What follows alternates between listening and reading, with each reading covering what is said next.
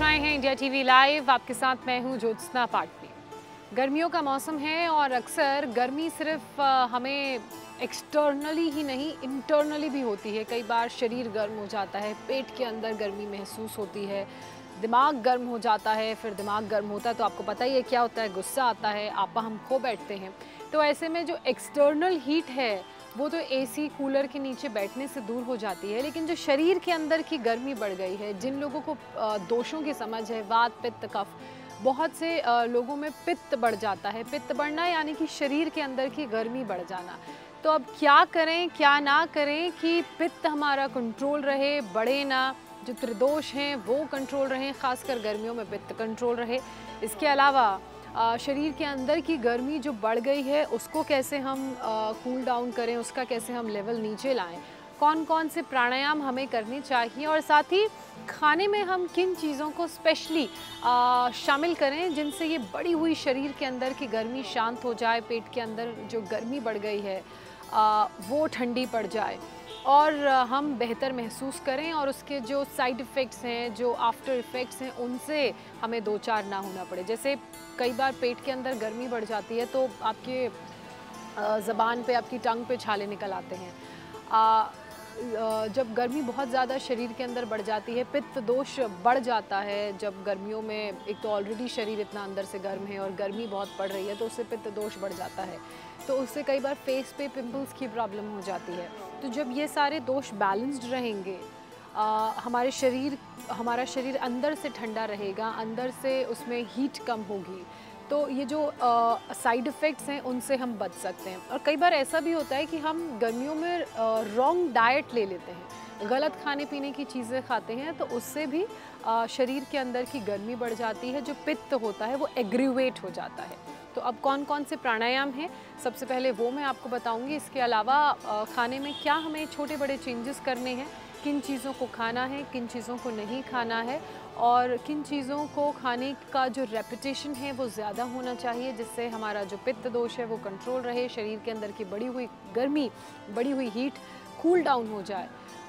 उसके लिए हम प्राणायाम के बाद आपको एक पूरा लिस्ट देंगे, मैं पूरी लिस्ट आपको बताऊंगी। तो चलिए सबसे पहले प्राणायाम से शुरुआत करते हैं।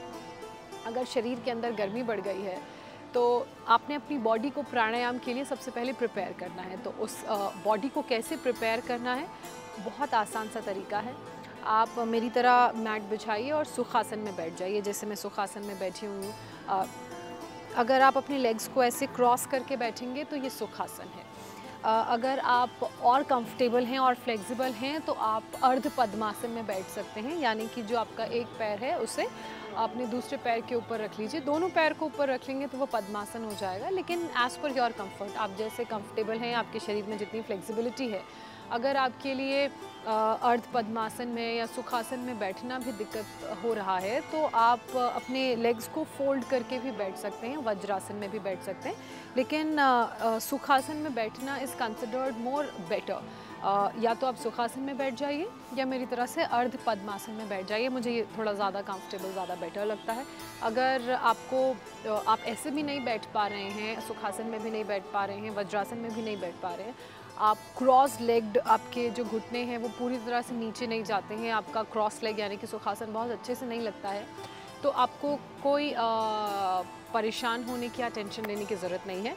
आप 2 पिलोज़ लीजिए जो आपके घर में नॉर्मल आप इस्तेमाल करते हैं। आप उन पिलोज़ को मैट के ऊपर प्लेस करिए और उन दोनों पिलोज़ की एज पर आप बैठिए।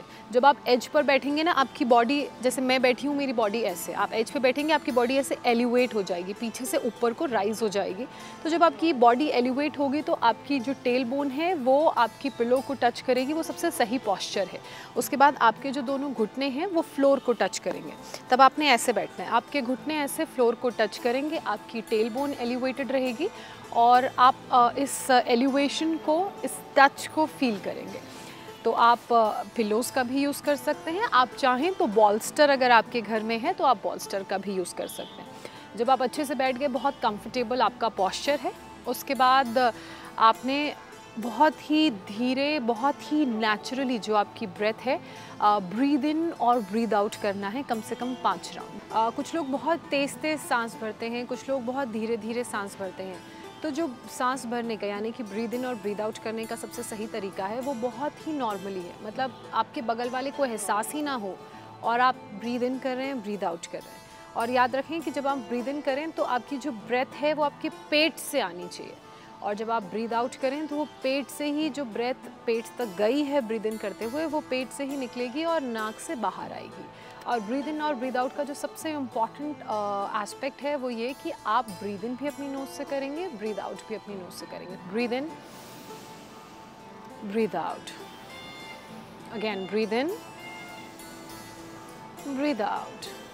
बहुत ही नॉर्मल आपका ब्रेथ रहेगा। ब्रीद इन उतना जितना आप ब्रीद इन मतलब सांस को अंदर ले सकें, और ब्रीद आउट उतना जितने में आप जो आपने सांस अंदर ली है उसे बाहर छोड़ सकें। ब्रीद आउट कम से कम 5 राउंड आप कीजिएगा, यानी कि 5 बार कीजिएगा। तो धीरे धीरे आप अपनी बॉडी को प्रिपेयर कर रहे हैं। उसके बाद अब हम सबसे पहले करेंगे शीतली प्राणायाम, जो हमारी बॉडी को अंदर से ठंडक प्रदान करता है। जो बाकी जो प्राणायाम हैं, चाहे मैं अनुलोम विलोम की बात करूं, भस्त्रिका की बात करूं, कपालभाति की बात करूं, उज्जाई की बात करूं, ये बहुत पावरफुल प्राणायाम है।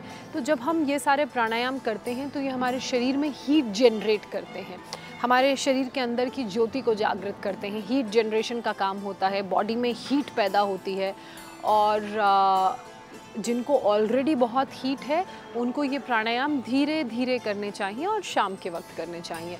अब क्योंकि हम लोगों ने गर्मियों में शरीर के अंदर की हीट को बीट करना है, उसे कूल डाउन करना है, तो सुबह उठ के खाली पेट आप नॉर्मली 1 गिलास पानी पी लीजिए। उसके 10 मिनट बाद ये सारे प्राणायाम जो मैं आपको बता रही हूँ वो करने हैं। सबसे पहला प्राणायाम है शीतली। शीतली के लिए आपने क्या करना है, सबसे पहले आपने नॉर्मली 2 ब्रेथ इन लेनी है और 2 ब्रेथ बाहर छोड़नी है, मतलब 2 rounds of breathe in and breathe out करना है। Breathe in and breathe out basically हमारे ब्रेथ को प्राणायाम के लिए प्रिपेयर करता है। तो आपने ऐसे चिन मुद्रा में आपकी जो इंडेक्स फिंगर है, थंब है, उनके टिप टच करेंगे, और जो आपकी रेस्ट ऑफ द फिंगर हैं वो ओपन रहेंगे, और आपके हाथ स्काई को की तरफ रहेंगे, फेसिंग टुवर्ड्स द स्काई। चिन मुद्रा में आपने ब्रीद इन करना है नोज़ से, ब्रीद इन, ब्रीद आउट भी नोज़ से करना है। किसी तरह का कोई टेंशन नहीं, कोई प्रेशर नहीं, बॉडी रिलैक्स्ड रहेगी। शोल्डर्स आपके रोल बैक, टक्ड इन, और बैक यानी कि स्पाइन आपकी बिल्कुल स्ट्रेट रहेगी। फेस आपका स्ट्रेट रहेगा, चिन पैरेलल टू द ग्राउंड रहेगा। आई जो हैं आप चाहें तो बंद कर सकते हैं, कोशिश करिए बंद ही रखें। जैसे ये स्किन है, ये स्किन है, तो आप स्किन में उस ब्रेथ को फील करेंगे, बाकी किसी भी तरह का शरीर में मूवमेंट नहीं होगा, बहुत ही साइलेंट ब्रेथ होगी। देखिए ऐसे, breathe in from your nose, breathe out from your nose. आपको सिर्फ अपनी स्किन में ये ब्रेथ फील होगी।